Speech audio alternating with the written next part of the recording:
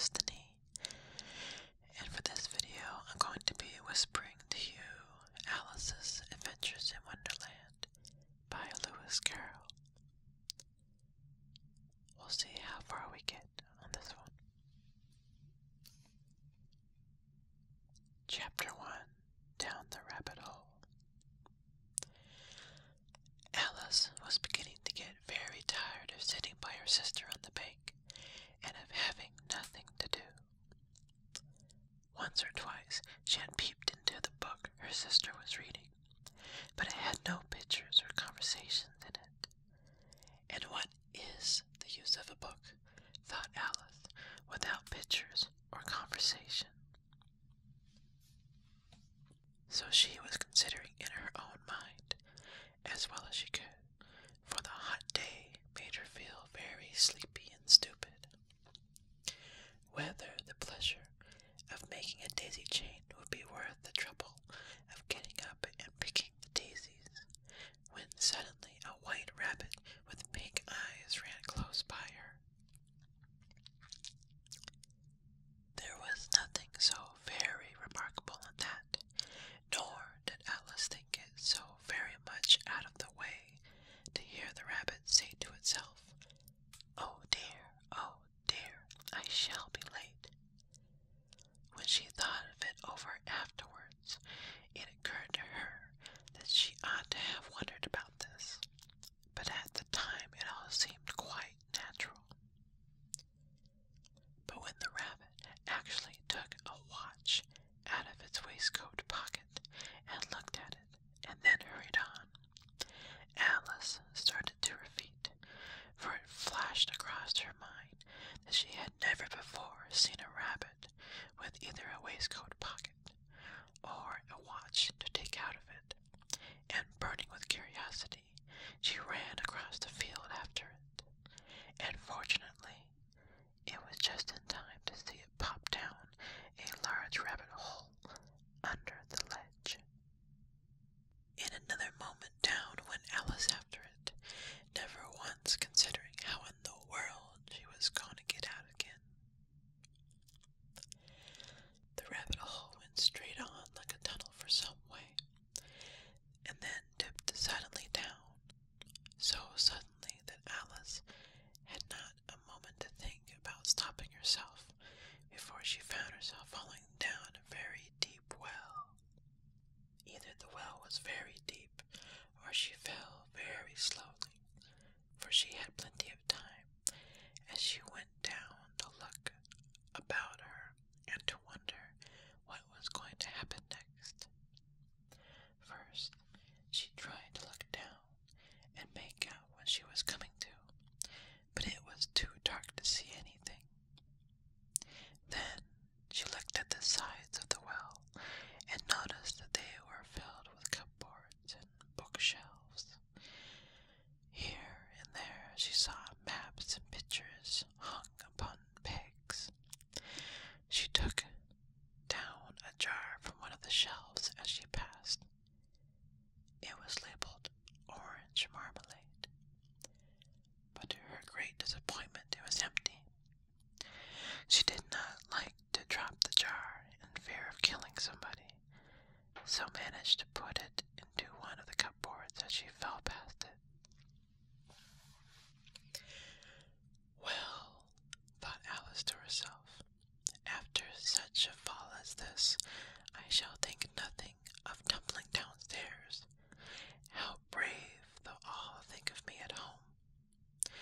Why, I wouldn't say anything about it, even if I fell off the top of the house, which was very likely true.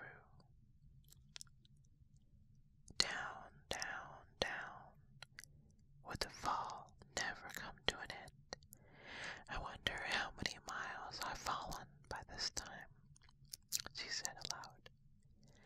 I must be getting somewhere near the center of the earth. Let me see. That would be 4,000 miles down, I think. For you see, Alice had learned several things of this sort in her lessons in the schoolroom, and though this was not a very good opportunity for were showing off her knowledge. There was no one to listen to her. Still, it was good practice to say it over. Yes, that's about the right distance. But then, I wonder what latitude or longitude I've got to. Alice had no way what latitude was, or longitude either, but thought they were nice grand words to say.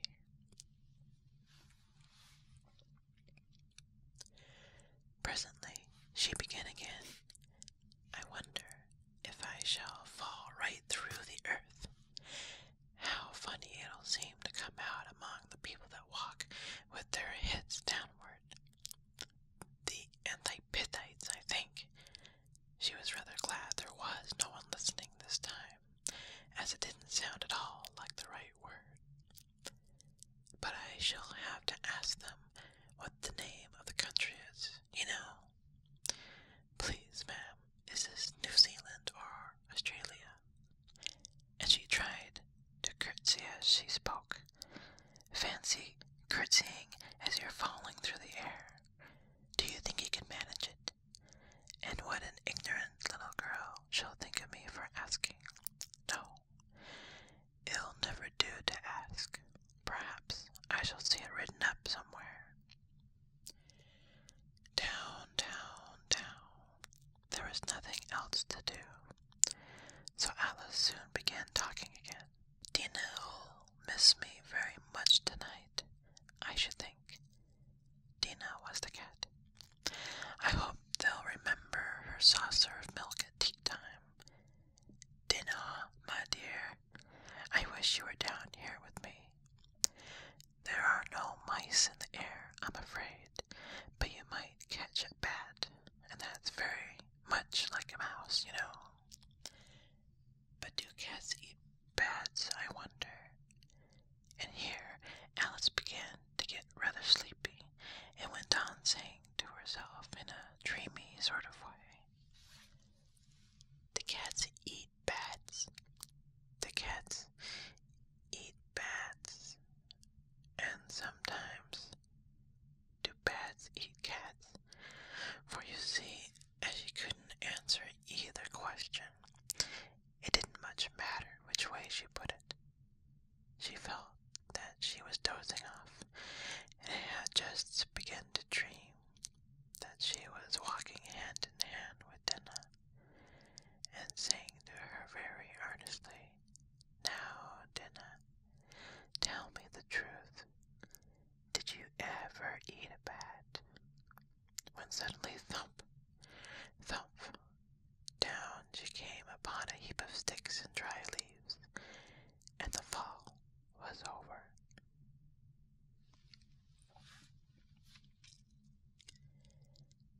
Alice was not a bit hurt, and she jumped up onto her feet in a moment.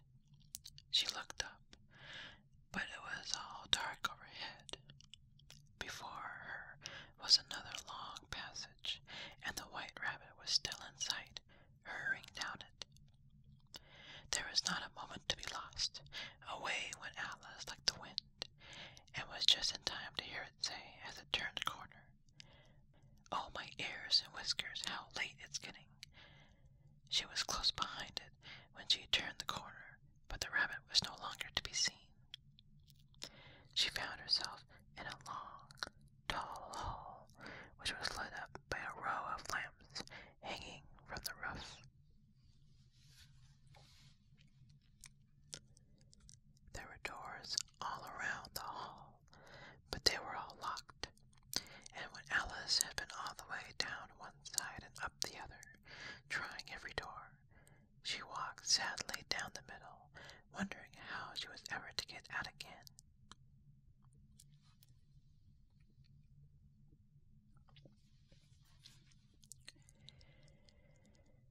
Suddenly she came upon a little three-legged table, all made of solid glass. There was nothing on it except a tiny golden key, and Alice's first thought was that it might belong to one of the doors in the hall. But alas, either the locks were too large, or the key was too small.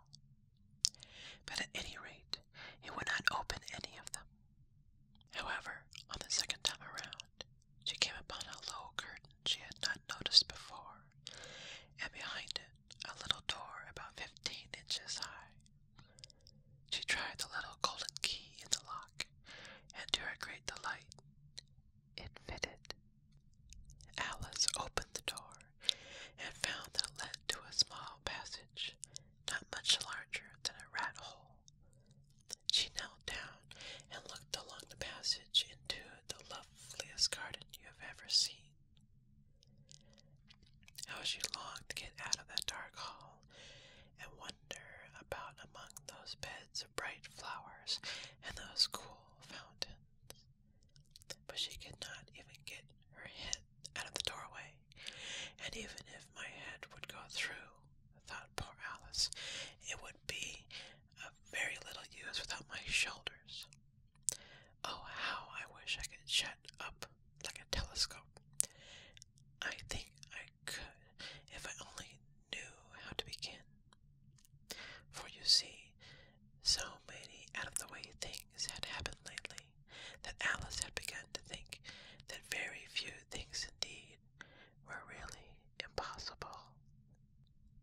There seemed to be no use in waiting by the little door, so she went back to the table, half hoping she might find another key on it, or at any rate a book of rules for shutting people up like telescopes.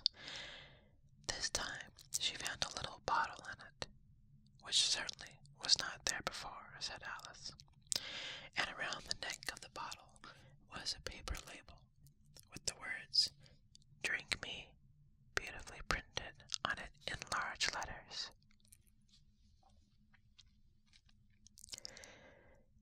It was all very well to say, "Drink me," but the little wise Alice was not going to do that in a hurry.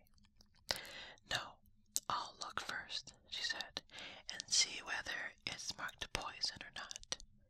For she had read several nice little histories about children who had got burnt and eaten up by a wild beast and other unpleasant things, all because they would not remember the simple rules their friends had taught them, such as that a red-hot poker will burn you if you hold it too long, and that if you cut your finger very deeply with a knife, it usually bleeds, and that she never had forgotten that if you drink much from a bottle marked poison, it is almost certain to disagree with you sooner or later. However, this bottle was not marked poison, so Alice ventured to taste it, and finding it very nice, it had, in fact, a sort of mixed flavor of cherry tart, custard, pineapple, roast turkey, toffee, and hot buttered toast. She very soon finished it off. "What a curious feeling," said Alice. "I must be shutting up like a telescope." And so it was indeed. She was now only 10 inches high, and her face brightened up at the thought that she was now the right size for going through the little door into that lovely garden. First, however, she waited for a few minutes to see if she was going to shrink any further. She felt a little nervous about this, for it might end, you know, said Alice to herself. Am I going out together like a candle? I wonder what I should be like then. Then she tried to fancy what the flame of a candle is like after the candle is blown out, for she could not remember ever having seen such a thing. After a while, finding that nothing more happened, she decided on going into the garden at once. But alas for poor Alice, when she got to the door she found she had forgotten the little golden key, and when she went back with the table for it, she found she could not possibly reach it. She could see it quite plainly through the glass, and she tried her best to climb up one of the legs of the table, but it was too slippery. And when she tried herself out, and when she had tired herself out with trying, the poor little thing sat down and cried. "Come, there's no use in crying like that," said Alice to herself, rather sharply. "I advise you to leave off this minute." She generally gave herself pretty good advice, though she very seldom followed it. And sometimes she scolded herself so severely as to bring tears into her eyes, and once she remembered trying to box her own tears for having cheated herself in a game of croquet she was playing against herself. For this curious child was very fond of pretending to be two people. But it's of no use now, thought poor Alice, to pretend to be two people. Why, there's hardly enough of me left to make one respectable person. Soon her eye fell on a little glass box that was laying under the table. She opened it and found in it a very small cake, on which the words, "Eat me," were beautifully marked in currants.